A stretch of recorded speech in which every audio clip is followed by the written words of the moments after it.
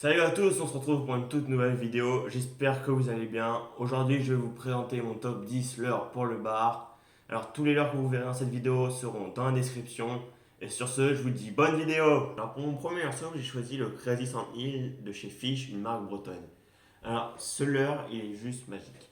Déjà, pour la première particularité, c'est qu'il a une nage brevetée. C'est-à-dire que cette nage ne lui appartient qu'à lui. C'est une nage qui imite à la perfection un lançon qui est en train de nager. Et le deuxième point important, c'est qu'il y a un attractant. Et ça, il y a des jours où ça peut faire la différence, ou les jours où les poissons un peu mordillent votre leurre, entre guillemets. Et donc là, le fait, ils vont plus coffrer le leurre, et donc vous allez avoir des plus belles touches et plus faciles à faire. Alors moi, je vais vous expliquer comment je le monte. C'est un point très important. À 90% de ma pêche, je vais l'utiliser en kaki. Et je vais le monter avec une tête vernacrée. Et ça, c'est très important. Le fait d'avoir une différence de couleur, ça va donner un repère visuel pour le bar. Donc ça va pouvoir le démarquer dans l'eau. Et surtout, quand il va vouloir le manger, et bah, il va savoir quand il est arrivé au bout. Parce qu'il aura le repère visuel. Et du coup, il va vous faire des magnifiques coffrages. Avoir un beau coffrage, du fait en plus que leurs fausseau, vous allez avoir 98% de vos touches, ça va être que des coffrages. Et donc ça, c'est juste magique. Parce que ça va vous faire des, vous avez très peu de chances de décrocher votre leurre. Si vous avez planté dans le palais, donc c'est une partie dure, donc ça va vous faire des belles touches et surtout vous allez très peu décrocher. Alors au niveau des animations, j'ai trois animations phares. La première, c'est un linéaire quand les poissons sont actifs. Il a une magnifique nage, ce leurre. Et sachez qu'avec ce leurre, plus vous allez vite, plus il va avoir une nage régulière. La deuxième animation, c'est une autre animation ça s'appelle la pêche à un volet. Pour ceux qui ne connaissent pas, ça consiste à faire de grandes tirées de 1 à 2 mètres. Vous allez faire des tirées de 1 à 2 mètres. Et vous allez toujours tendre votre bannière à la descente. Parce que le bar, il prend à 90% la descente. Vous allez faire des grandes tirées, descendre toujours à la bannière tendue. Et là, le bar, boum. Et là, comme vous avez la bannière tendue, vous allez touche, vous allez faire. Et donc vous faites des grandes tirées, vous descendez, vous prenez contact avec le fond, vous sentez le fond, vous attendez une, deux secondes, vous remontez. Vous tapez le fond, une, deux secondes, boum, vous remontez. Et vous allez faire ça jusqu'à avoir des touches. Et si cela ne marche pas, j'ai une troisième animation pour vous. Cette animation, c'est une animation assez spéciale. C'est une animation que j'appelle l'animation du fainéant. Cette animation consiste à descendre au fond, à raser le fond. Vous allez être au fond et faire des tirer des 10 centimètres grand maximum. Faire 10 centimètres, fort descendre. Et sur cette descente, vous allez prendre des touches. Puis vous animez pas, vous laissez traîner votre leurre, hop, petite tirée de 10 centimètres. Vous animez pas, tirez 10 centimètres. Et cette animation, je vous promets que c'est l'une des meilleures avec ce leurre. C'est juste magique le nombre de poissons que vous allez prendre et souvent en quantité parce que vous allez imiter un lançon qui aura du fond, qui est pris par le courant et qui potentiellement n'a pas l'air très vivace. Donc ça, pour un gros poisson, autant vous dire que c'est une proie facile, il va pas dépenser, le truc il va lui arriver devant lui, il va pas bouger, il va le prendre. Et ça, c'est magique à quel point ça vous allez prendre des beaux poissons et des magnifiques coffrages. C'est impressionnant. Donc celui-là, je vous conseille vraiment. Je pourrais vous mettre des dizaines de photos de coffrages comme celle-ci que je vous affiche à votre écran. Si, à propos, si vous voulez voir d'autres photos comme celle-ci, n'hésitez pas à me suivre sur mon Instagram où je mets régulièrement des photos de mes pêches, je fais aussi des stories et je vous dis quand les vidéos YouTube sortent. Sinon, suivez-moi aussi sur TikTok où je vais vous mettre des combats en avant-première ou des touches en avant-première ou plein d'autres choses qui ne seront pas sur YouTube. Et surtout, si le contenu de cette vidéo te plaît, tu peux t'abonner, tu peux liker la vidéo. Et sur ce, on va passer au sixième leurre. Allez, c'est parti. Alors, je vais vous présenter, c'est l'incontournable Black Minnow de chez Fish. Alors, il y a des points très intéressants dans ce leurre. Le premier, c'est qu'il est extrêmement souple, et donc pour les coffrages, bah, c'est mieux. Le deuxième, c'est qu'il est texan, donc si vous pêchez en tête de roche ou des laminaires, et bah, ça va vous éviter de vous accrocher, et ça, c'est important. Troisième point, c'est qu'il a la forme d'un sprat ou d'une sardine, donc ça peut être très intéressant le jour où les poissons sont très exigeants au niveau de la forme du leurre.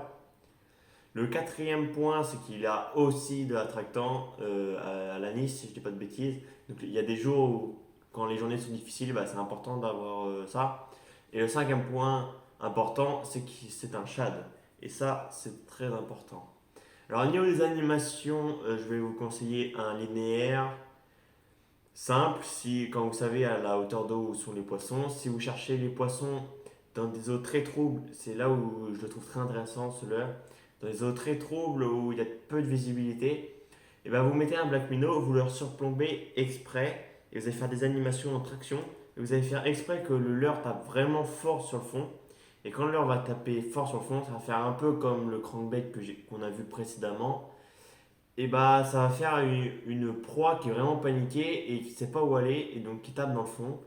Et ça, le bar, il le sait très bien. Et puis en plus, ça va faire du bruit. Et dans les eaux très troubles, c'est très intéressant de faire beaucoup de bruit. Et donc surtout, animez-le comme ça dans les eaux troubles et ça va vous sortir de quelques situations un peu difficiles. En eau trouble, on sait tous que c'est pas la pêche la plus facile. Et donc avoir un black minnow, ça peut vous sauver des sessions. Allez, on se retrouve pour le prochain leurre. Alors pour mon huitième leurre, je vais vous parlais du Black Hill. Alors le Black Hill, c'est aussi un leurre de la marque de Fish. Il a un paddle inversé qui est très fin. Donc ce qui va permettre au moins de mouvement d'eau, le leurre va s'animer. Le paddle inversé, c'est pareil, c'est le même principe. C'est comparé à un paddle classique, et bah, le paddle classique, il prend du temps au début à s'animer, que le paddle inversé, il va s'animer à tout moment. Et donc ça, c'est la différence. Bon, on va pas s'attarder là-dessus. Le plus important, c'est que moi, je vais l'animer dans une situation très particulière. C'est que vous n'avez pas faire de poisson dans toutes les animations qu'on a vues précédemment. Et ben, le black key va me servir pour faire la technique de l'ascenseur.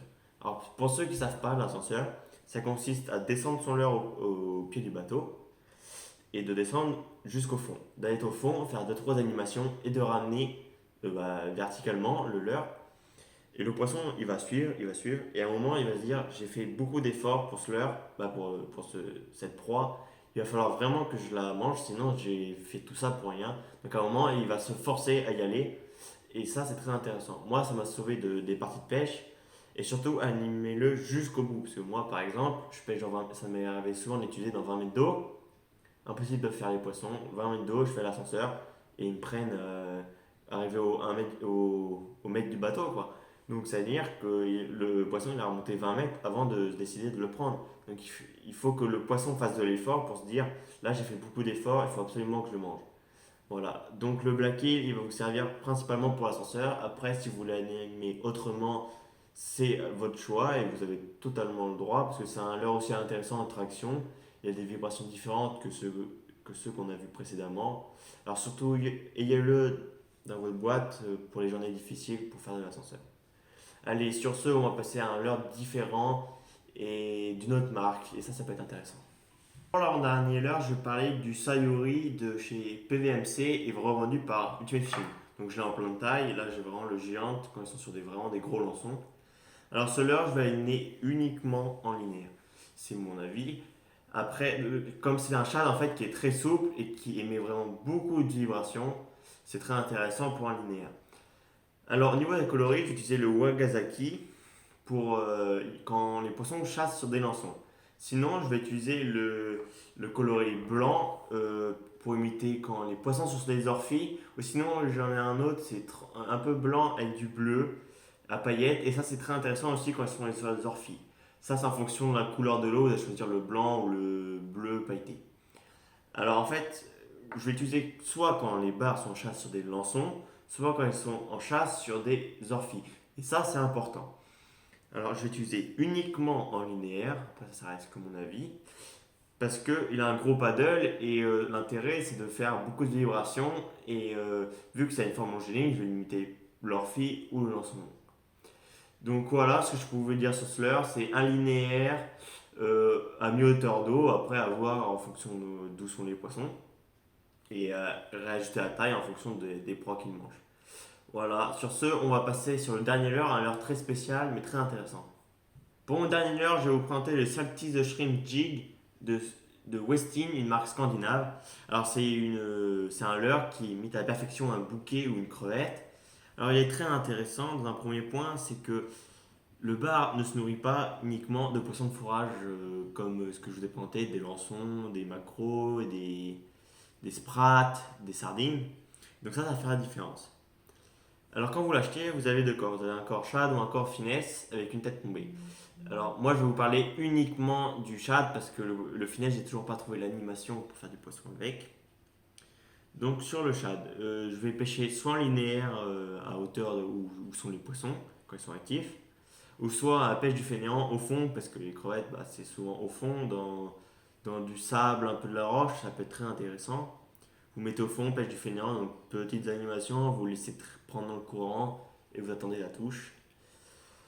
Alors ce leurre, il est important parce qu'il m'a débloqué des situations et en plus, vu que c'est une crevette, et bah souvent il va vous faire des beaux poissons parce que les beaux poissons ont forcément vu plus de leur passer devant eux et c'est souvent des leurres de poissons de fourrage et leur présenter une crevette, ils ne connaissent pas donc ils ne se doutent à aucun moment que c'est un leurre et ça peut faire la différence sur les beaux poissons et je peux vous dire que vous allez faire des poissons de qualité et ça va vous débloquer des situations importantes, vous êtes bloqué depuis un moment.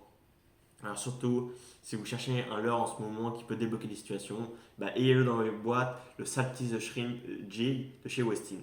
Sur ce, je vais vous dire à la semaine prochaine. Allez, ciao!